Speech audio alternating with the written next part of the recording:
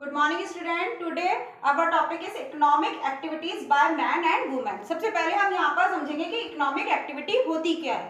ठीक है, economic activities are classified into three main sectors. तीन मेन सेक्टर्स में डिवाइड होती है, जैसे कि प्राइमरी, सेकेंडरी एंड टर्शरी। ठीक है, ये आपके तीन सेक्टर्स में डिवाइड है। अब ये तीनों सेक्टर्स किस तरीके से काम करते हैं, जैसे प्राइमरी सेक्टर है यानी कि प्राथमिक जो आपका क्षेत्र है वो किस तरीके से वर्क करेगा, जो भी एग्रीकल्चर से रिलेटेड होगा वहां पर प्राइमरी सेक्टर वर्क कर रहा है। और सेकेंडरी जो इंडस्ट्रीज एरिया से रिलेटेड होगा, और टर्शरी जो सर्विस एरिया से रिलेटेड होगा। जैसे कि अब फॉर एग्जांपल कि एक किसान ने, फार्मर ने अपने फील्ड में, खेत में टमाटोज प्रोडक्ट किए हैं, तो वो टमाटोज प्रोडक्ट जो किए हैं उसे क्या करेगा, वो इतने सारे टमाटोज वो अपने लिए तो नहीं कर रहा, उसे पता है कि वो उसे सेल करेगा। तो यहाँ से क्या होगा, सेकेंडरी में इंडस्ट्रीज यानी कि जो बिजनेसमैन होगा वो यहाँ से टमाटोज को खरीद लेगा। और वो टमाटोज को खरीदने का मतलब ये नहीं कि वो उसको सलाद बनाकर खाएगा। इतने सारे टमाटोज का वो करेगा क्या,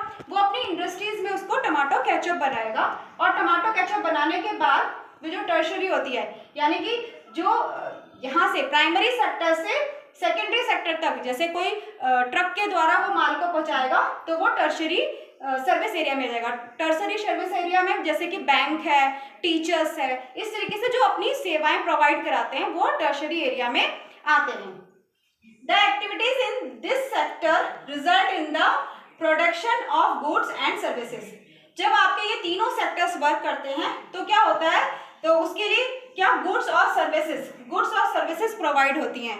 ठीक, फिर जब गुड्स और सर्विसेज प्रोवाइड होंगी तो उससे क्या होगा, add value of the national income. जैसे कि अब बहुत सारा हमने इसमें, जैसे इसने बोला था कि टमाटर्स की उन्होंने खेती की, फिर उन्होंने क्या हुआ, इंडस्ट्रीज में दे दिया, इंडस्ट्री में केचप बना, तो अब उसका क्या है, वो सेल भी कर रहा है, उससे क्या होगा, उससे इनकम मिल रही है, तो क्या होगा, add value to the national income. तो वो क्या होगा, नेशनल इनकम की वैल्यू को बढ़ा देगा। तो ये सारे जो वर्क है वो क्या कहलाते हैं, इकोनॉमिक एक्टिविटीज कहलाती हैं।